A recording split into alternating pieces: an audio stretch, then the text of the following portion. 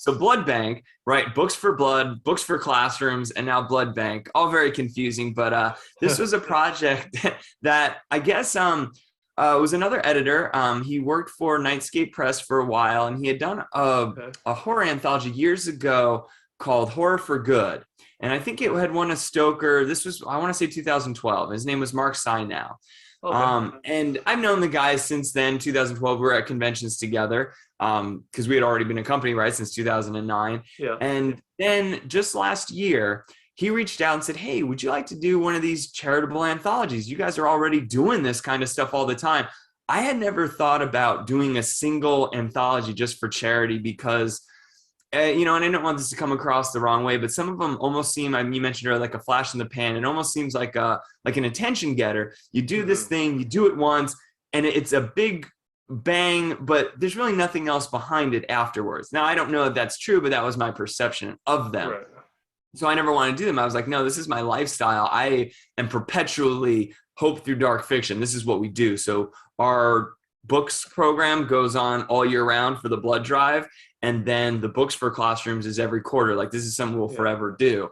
But he said, well, we could probably work something else out where it's more long-term. I said, okay.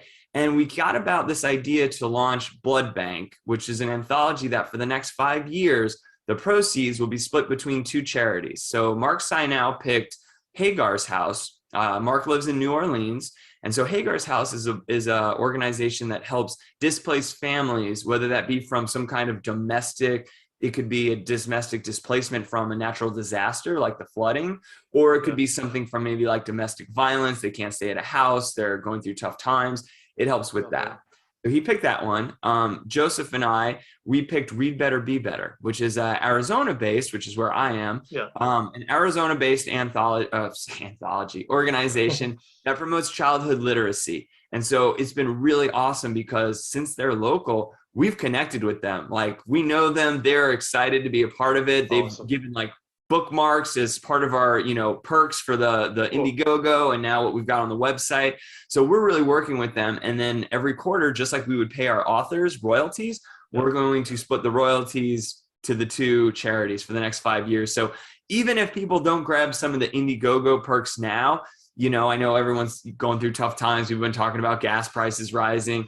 Hey, 5 years. So when things even out again, you can still get the book. It's still going to help out these charities. And we'll have a bond with them now for forever. So